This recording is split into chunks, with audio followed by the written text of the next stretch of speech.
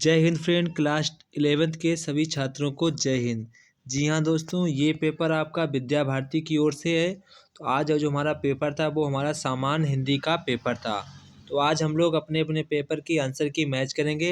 ये आप लोग ध्यान रखेंगे, जो हमारा ये पेपर है ये विद्या भारती जो जो हमारे RSS के विद्यालय होते हैं उन्हीं का ये पेपर है। तो आज हम लोग इस पेपर की आंसर की मैच करेंगे। तो बहुत से छात्रों ने मुझे पेपर ये भेजा है कि सर इसकी आंसर की अपलोड कर दीजिए, इसलिए हम विद्या भारती के सभी छात्रों के लिए सामान्य हिंदी पेपर का आंसर की अपलोड कर रहे हैं।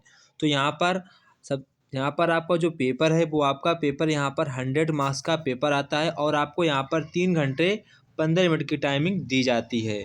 तो यहाँ पर आपको अपने टाइमिंग के हिसाब से पेपर आपने हल किया होगा। तो यहाँ पर हमारा सबसे पहले जो प्रश्न आते हैं ये MCQ के प्रश्न आते हैं। तो यहाँ पर हमारा पहला प्रश्न है, खड़ी बोली गद्य के विकास का प्रारंभिक युग है। तो यहाँ पर हमारा सही जवाब क्या होगा? भारतेंदु युग। इसके बाद यहाँ पर हमारा क्वेश्चन नंबर खा है, आवारा मसीहा के रचनाकार हैं। तो यहाँ पर हमारा इसका सही जवाब होगा विष्णु प्रभाकर। क्या होगा? विष्णु प्रभाकर। इसके बाद नेक्स्ट क्वेश्चन यहाँ पर क्वेश्चन नंबर गा। यहाँ पर कह रहा है मर्यादा पत्रिका का संपादन किसने किया था? तो यहाँ पर हमारा इसका सही जवाब होगा मर्यादा पत्रिका का संपादन किसने किया था। तो यहाँ पर हमारा इसका सही जवाब होगा संपूर्णानंद जी ने। किसने किया था? संपूर्णानंद जी ने। इसके बाद क्वेश्चन नंबर घा है। तो क्वेश्चन नंबर घा कह रहा है निबंध विधा का सर्वाधिक विकास हुआ था। तो कब हुआ था? हमारा भारतेंदु युग में निबंध का विकास सबसे ज़्यादा हुआ था। इसके बाद क्वेश्चन नंबर 11, सुख सागर किस ग्रंथ की हिंदी अनुवाद है? किसका है? श्रीमद् भागवत की। इसके बाद आपसे मोस्ट रिक्वेस्ट है कि अगर आप हमारे चैनल पर नए हैं, चैनल को जल्द से जल्द कर लें, सब्सक्राइब कर लें और अपने सभी फ्रेंडों को शेयर भी कर दें ताकि वो भी लोग अपने अपने पेपर की आंसर की मैच कर लें। इसके बाद यहाँ पर हमारा क्वेश्चन नंबर 2 का है। यहाँ पर कह रहा है हिंदी साहित्य के आदि काल के लिए बीज वपन काल नाम दिया है। तो मतलब कि यहाँ पर कह रहा है किस कवि ने जो यहाँ पर आदि काल का जो नाम है बीज वपन काल नाम दिया था। तो वो हमारे कौन थे? तो वो हमारे यहाँ पर हैं महावीर प्रसाद द्विवेदी जी ने। किसने दिया था? महावीर प्रसाद द्विवेदी जी ने। इसके बाद क्वेश्चन नंबर खा है यहाँ पर कवि कुल कल्पतरु के रचनाकार कौन है? तो ये हमारी काफ़ी इंपॉर्टेंट रचना है। तो इसका हमारा सही जवाब होगा चिंतामणि। क्या होगा? चिंतामणि। इसके बाद क्वेश्चन नंबर गा यहाँ पर है सांद गीत कविता के संग्रह है। मतलब कि किसका संग्रह है यहाँ पर पूछ रहा है। तो ये हमारा किसका संग्रह है? महादेवी वर्मा जी का। इसके बाद क्वेश्चन नंबर घा यहाँ पर कह रहा है कि नई कविता का आरंभ माना जाता है। तो नई कविता का आरंभ कब माना जाता है? 1951। यानी कि ऑप्शन नंबर गा वाला हमारा यहाँ पर सही होगा। इसके बाद क्वेश्चन नंबर 11 है, वो काफ़ी इंपॉर्टेंट है और आपके फ्यूचर के लिए जब आप किसी कंपटीशन की तैयारी करेंगे तो वहाँ पर ये क्वेश्चन लगभग हर एक बार हिंदी के पोर्शन में पूछा गया है। तो यहाँ पर सबसे पहले हम पता करेंगे ज्ञानपीठ, जो भारतीय ज्ञानपीठ जो हमारा प्राइज है ये किन किन जो पोइट को दिया गया है। तो ये हमारा सबसे पहले मिला था इनको सुमित्रा रंजन पंत जी को मिल चुका है और ये मिला है रामधारी सिंह दिनकर जी को मिला है, ये मिला है महादेवी वर्मा जी को भी मिल चुका है। तो 3 ये कवि ऐसे हैं जिनको ज्ञानपीठ पुरस्कार मिल चुका है। तो यहाँ पर ये देख लीजिए कौन से ऐसे 3 कवि हैं। तो यहाँ पर पूछा है पुरस्कार नहीं मिला है, तो देख लीजिए इनको मिल चुका है, इनको भी मिल चुका है, इनको भी मिल चुका है, मात्र मैथिली शरण गुप्त जी को नहीं मिला है। तो यहाँ पर हमारा ऑप्शन नंबर खा वाला ही सही होगा। इसके बाद आपको पता होगा किन किन कवियों को मिल चुका है, आप तैयार कर लीजिए। सुमित्रा नंदन पंत जी को, रामधारी सिंह दिनकर, महादेवी वर्मा। इसके बाद क्वेश्चन नंबर हमारा तीसरा आता है। तो यहाँ पर आपको एक गद्यांश दिया जाता है, तो आपको गद्यांश को पढ़ना होता है। फिर आपको यहाँ पर पता करना होता है ये हमारा किस पाठ से लिया गया है और इसके कौन लेखक हैं। तो यहाँ पर जो आपका ये गद्यांश है ये हमारा लिया गया है महाकवि माघ का प्रभात वर्णन। किससे लिया गया है? महाकवि माघ का प्रभात वर्णन से लिया गया है, जिसके लेखक हमारे आचार्य महावीर प्रसाद द्विवेदी जी हैं। तो ये आपका हो गया। तो यहाँ पर जैसे कि हमारा पहला प्रश्न है, कह रहा प्रस्तुत पद्यांश किस पाठ से लिया गया है, इसके लेखक का नाम लिखिए। तो आप क्या लिखेंगे?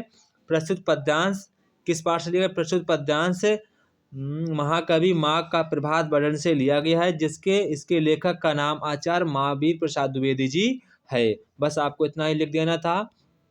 इसके बाद यहाँ पर क्वेश्चन कह रहा है, लेखक ने सूर्य को लालिमा से युक्त होने का क्या कारण बताया है? इसका जो प्रश्न का उत्तर है ये आपको गद्यांश में ही मिल जाएगा। इसके बाद यहाँ पर कह रहा है, रेखांकित अंश की व्याख्या कीजिए। तो यहाँ पर आपको जहाँ जहाँ आपको रेखा दिख रही होगी तो वहीं पर आपको बस उसको अपने शब्दों में लिख देना होता है।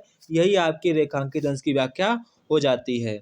इसके बाद यहाँ पर हमारा क्वेश्चन नंबर घ है। यहाँ पर कह रहा है, सूर्य की लालिमा को किसके समान बताया गया है? तो आपको इसका प्रश्न का उत्तर आपको गद्यांश में मिल जाएगा। ये क्वेश्चन आपको बेसिकली अपने भाषा में लिखने होते हैं। ये कोई स्पेसिफिक उत्तर नहीं होते हैं कि आपको इनको स्पेसिफिक उत्तर याद करने हैं तो वो लिखने, ऐसा कुछ नहीं होता है। इसको आपको अपनी भाषा में पहले बात आपको गद्यांश को पढ़ लेना है, उसके बाद आपको अपनी भाषा में उत्तर दे देना होता है। इसके बाद क्या कह रहा है, पयोनिधि तथा शुभ्र शब्दों का अर्थ लिखिए। तो यहाँ पर आपको पयोनिधि और शुभ्र शब्द का अर्थ लिखना है, वो भी आपको यहाँ पर गद्यांश से आप ढूंढेंगे तो यहाँ पर आपको मिल जाएगा। इसके बाद अथवा में यहाँ पर दो आपको उसमें आपको कोई एक करना था, तो आप कोई एक करेंगे जो आपको अच्छा लगे। तो यहाँ पर इसका हम पाठ का नाम बता दे रहे हैं। इसका हमारे पाठ का नाम है शिवा बावनी। क्या है? शिवा बावनी। हमारे इसका पाठ का क्या नाम है? शिवा बावनी। और इसके हमारे लेखक कौन है? भूषण जी हमारे इसके लेखक हैं। कौन है? भूषण जी। इसके बाद यहाँ पर जो आपसे प्रश्न पूछे गए तो पहला तो हो जाएगा, किस पाठ से लिया गया है? हमारा शिवा बावनी से। इसके लेखक कौन है? भूषण जी। रेखांकित अंश की व्याख्या कीजिए। घुमक्कड़ी से यहाँ पर यहाँ पर ये पद का बता दिया। तो यहाँ पर सबसे पहले आपको पता होना चाहिए किस पाठ से लिया गया। तो ये हमारा लिया गया है अथातो। किस पाठ से लिया गया है? अथातो घुमक्कड़ जिज्ञासा नामक पाठ से लिया गया है। अथातो घुमक्कड़ जिज्ञासा। इसके हमारे लेखक कौन है? राहुल शंकरत्यायन जी हमारे इसके लेखक हैं। कौन है? राहुल शंकरत्यायन जी हमारे इसके लेखक हैं। तो ये आपका पहला प्रश्न हो जाएगा। इसमें कह रहा है कि प्रस्तुत गद्यांश हमारे किस पाठ से लिया गया है, इसके लेखक कौन है, तो आप कर देंगे। इसके बाद खा कह रहा है, रेखांकित अंश की व्याख्या कीजिए। तो वो भी आप कर देंगे। घुमक्कड़ी से व्यक्ति से क्या प्राप्त होता है? अगर आप जो व्यक्ति ज़्यादा घूमता है उसके पास नॉलेज बहुत अधिक हो जाता है, ऐसा हम नहीं कहते। इससे काफ़ी जो हमारे मोस्ट मतलब कि ग्रेटेस्ट साइंटिस्ट हुए हैं वो भी ये बात को मानते हैं कि जो व्यक्ति जितना अधिक घूमेगा उसको उतना अधिक नॉलेज मिलता है। तो यहाँ पर इस प्रश्न का उत्तर आप ऐसे लिख पाएंगे। इसके बाद यहाँ पर गा वाला कह रहा है, हमें अपने कर्म की ओर किसने ध्यान दिलाया है? इसका प्रश्न आपको गद्यांश में मिल जाएगा। सिद्ध, दायनी एवं व निर्भीक शब्द का आपको यहाँ पर अर्थ लिखना है। इसके बाद ये पद्यांश के हैं तो आपको पद्यांश का यहाँ पर उत्तर देना होता है। तो यहाँ पर जो हमारा पहला पद्यांश है ये हमारा लिया गया है बिहारी सतसई से लिया गया है। बिहारी सतसई, जिसके लेखक कौन है? बिहारी जी। ठीक है। इसके बाद यहाँ पर हमारा पहला प्रश्न पूछ रहा है कि प्रस्तुत पद्यांश के कवि का शीर्षक व नाम लिखिए। तो यहाँ पर आपको नाम लिखना, आप लिखेंगे प्रस्तुत पद्यांश हमारी पाठ्य पुस्तक हिंदी के बिहारी सतसई नामक पाठ से लिया गया है, जिसके लेखक बिहारी जी हैं। बस आपको इतना ही लिख देना है। इसके बाद खा कह रहा है, श्री कृष्ण की मुरली किसने और क्यों छिपा दी? गा कह रहा है, रेखांकित अंश की व्याख्या करनी है। और घा यहाँ पर कह रहा है, प्रस्तुत पद्यांश में कौन सा रस प्रयुक्त किया गया है? तो यहाँ पर कौन सा रस प्रयुक्त है, तो यह आपका आंसर मुझे कमेंट बॉक्स में बताएंगे इसमें कौन सा रस यहाँ पर प्रयुक्त किया गया है। इसके बाद यहाँ पर पूछ रहा है, प्रस्तुत पद्यांश में कौन सा अलंकार प्रयुक्त हुआ है? तो यहाँ पर सबसे पहले आप लिख सकते हैं अनुप्रास अलंकार लिख देंगे। इसके बाद आप लिख देंगे बाल्यावस्था अलंकार जो होता है वो भी आप लिख पाएंगे, वो भी आप लिख देंगे। इसके बाद यहाँ पर अथवा में कह रहा है, अथवा में जो हमारा पद्यांश है ये हमारा लिया गया है शिवा बावनी से। किससे लिया गया है? शिवा बावनी से लिया गया, जिसके लेखक हमारे भूषण जी हैं। कौन है? भूषण जी। तो आप इन प्रश्नों के उत्तर खुद से कर पाएंगे। इसके बाद यहाँ पर हमारा खा कह रहा है, खा वाला प्रश्न यहाँ पर कह रहा है, निम्नलिखित में से किसी एक लेखक का साहित्यिक परिचय देते हुए उनकी रचनाओं का उल्लेख करना है। तो यहाँ पर आपको किसी एक लेखक पर आपको यहाँ पर जीवन परिचय लिखना था। लगभग आपको यहाँ पर 2 या 2.5 पेज का आपको यहाँ पर जीवन परिचय कंपल्सरी लिखना है, क्योंकि ये क्वेश्चन हमारा 5 नंबर का है। इसके बाद यहाँ पर हमारा क्वेश्चन नंबर खा है, यहाँ पर कवि का आपको कोई 3 कवियों में से किसी एक कवि का आपको यहाँ पर जीवन परिचय लिखना है। जो आपको सबसे ईजी लगे उसी पर आप लोग यहाँ पर अपना अपना जीवन परिचय लिखेंगे। यहीं पर वही बात है कि आपको लगभग 2 या 2.5 पेज का यहाँ पर आपको साहित्यिक परिचय देना है। इसके बाद क्वेश्चन नंबर 6 यहाँ पर कह रहा है बलिदान कहानी का आपको उद्देश्य यहाँ पर स्पष्ट करना है, जो कि हमारा 5 नंबर का है। तो यहाँ पर आपको ध्यान रखना है, आपको विथ हेडिंग डालकर लिखना है। ठीक है, लिखना था तो आपने लिखा होगा। इसके बाद यहाँ पर क्वेश्चन नंबर 7 कह रहा है कि स्वपठित नाटक के प्रथम व तृतीय सर्ग की कथा संक्षेप में अपने शब्दों में लिखिए। इसके बाद क्वेश्चन नंबर 8 कह रहा है दिए गए संस्कृत गद्यांश का संदर्भ सहित हिंदी में अनुवाद करना है। तो यहाँ पर आपको 2 दिए गए, तो आपको किसी एक पर ही हिंदी में अनुवाद करना है। जो आपको इजी लगे वो आप यहाँ पर कर सकते हैं। इसके बाद खा वाला यहाँ पर कह रहा है दिए गए संस्कृत पद्यांश का संदर्भ में हिंदी अनुवाद लिखना है। तो यहाँ पर आपको 2 संस्कृत खंड में 2 आपको पद्यांश दिए गए, तो आपको किन्हीं एक पर ही यहाँ पर हिंदी में अनुवाद और उसका यहाँ पर संदर्भ सहित हिंदी में अनुवाद लिखना था। इसके बाद क्वेश्चन नंबर यहाँ पर 9 है।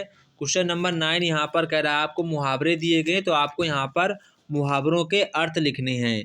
यहाँ पर आपको मुहावरे दिए गए, मुहावरों के आपको अर्थ और आपका वाक्य प्रयोग भी लिखना है। तो यहाँ पर जैसे कि कह रहा है छक्के छुड़ाना, तो मतलब हो जाएगा परास्त करना। क्या हो जाएगा?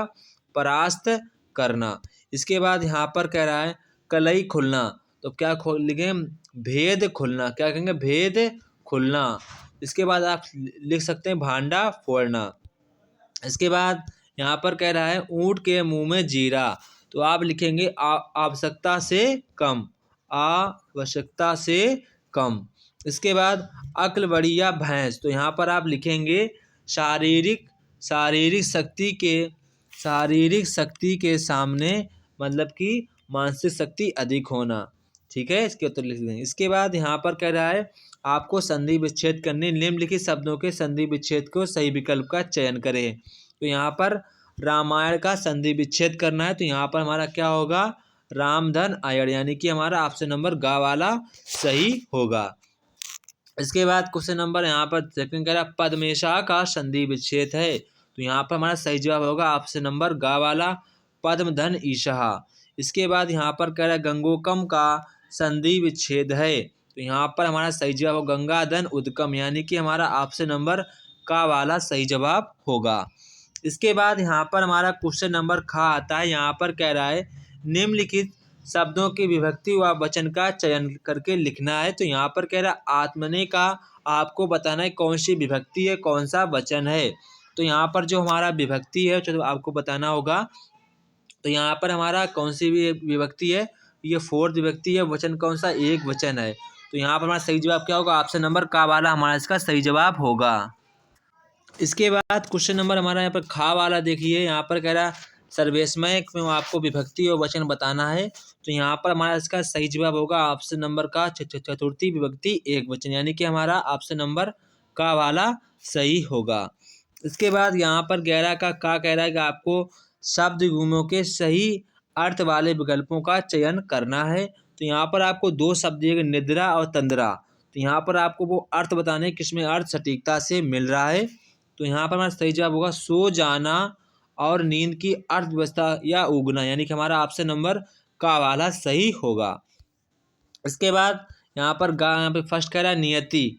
नियत और नियति का हमारा सही अर्थ क्या होगा? निश्चित या और भाग्य। तो यहाँ पर हमारा ऑप्शन नंबर का वाला ही सही होगा।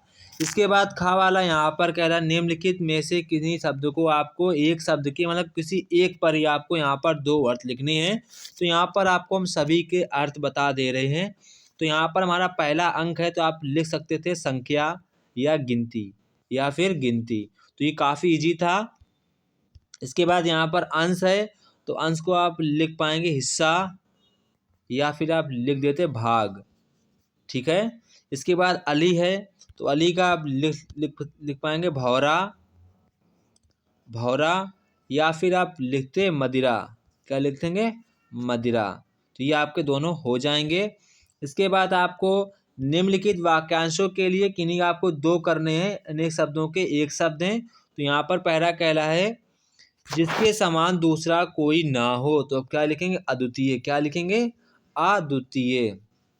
इसके बाद जिसकी उपमा ना हो तो आप यहाँ पर लिख सकते थे अनुपम। क्या लिखेंगे? अनुपम। इसके बाद यहाँ पर है गा वाला, जो खाने योग्य ना हो तो आप क्या लिखेंगे? अखाद्य। क्या लिखेंगे? अखाद्य। जो दबाया ना जा सके तो आप क्या लिखेंगे? अदम्य। क्या लिखेंगे? अदम्य। अदम्य। ठीक है, अदम्य। इसके बाद यहाँ पर कह रहा है निम्नलिखित में से किन्हीं दो वाक्यों को आपको शुद्ध करके लिखना था। तो यहाँ पर कह रहा है किन्हीं दो को, तो आप क्या लिखेंगे? प्रज्ञा गुणवान स्त्री है। इसके बाद आपको यहाँ पर कह रहा है ईश्वर के अनेकों रूप हैं, तो आप क्या लिखेंगे? ईश्वर के अनेक रूप हैं। अनेकों ऑलरेडी बहुवचन है तो आप इसको दोबारा दोबारा बहुवचन नहीं करेंगे, तो यहाँ पर लिखा है ईश्वर के अनेक रूप हैं, बस ये हमारा सही हो जाएगा। इसके बाद कह रहा है वृक्ष पर कोयल बैठी, तो आप क्या लिखेंगे? वृक्ष पर कोयल बैठी है। इसका सही क्या होगा? वृक्ष पर कोयल बैठी है। तो आपने दो कर दिए तो बस आपका दो हो जाएगा। ये काफ़ी इजी थे तो आपको यही कर लेने चाहिए। इसके बाद क्वेश्चन नंबर 12 यहाँ पर कह रहा है रस की, आपको यहाँ पर जो रस दिया गया है इसको आपको यहाँ पर एग्जाम्पल सहित आपको यहाँ पर इसकी व्याख्या करनी थी, अथवा में आप ये भी कर सकते थे। इसके बाद यहाँ पर आपको रूपक अलंकार की परिभाषा 100 उदाहरण सहित लिखिए। अथवा में यहाँ पर आपको जो दिया गया है या तो आप इसे कर लीजिए या तो फिर आप इसको आपको यहाँ पर इसका मतलब कि वर्णन करना है, कौन सा पंक्ति में कौन सा, सारा कुछ यहाँ पर लिखना होता है। हमारे ख्याल से आप ऊपर वाला ही करें, काफ़ी इजी होता है। इसके बाद यहाँ पर सोटा छंद का लक्षण 100 उदाहरण सहित लिखना है, अथवा में आप ये भी कर सकते हैं। इसके बाद यहाँ पर कह रहा है क्वेश्चन नंबर 13 स्थानीय उच्च स्तर माध्यमिक विद्यालय में लिपिक के रिक्त पद पर नियुक्ति हेतु विद्यालय के प्रबंधक को महोदय को एक प्रार्थना पत्र लिखिए।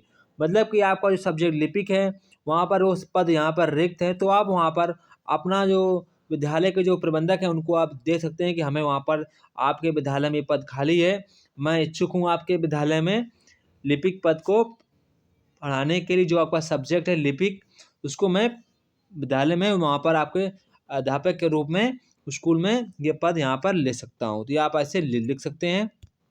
इसके बाद अथवा में यहाँ पर कह रहा है अपने क्षेत्र की नलियों तथा सड़कों की आदि समुचित सफाई न होने पर स्वास्थ्य अधिकारी या अधिकारी को एक शिकायती पत्र लें। अधिकारों निकाल के अधिकारी को एक शिकायती पत्र लिखना, तो अभी आप लिख सकते हैं।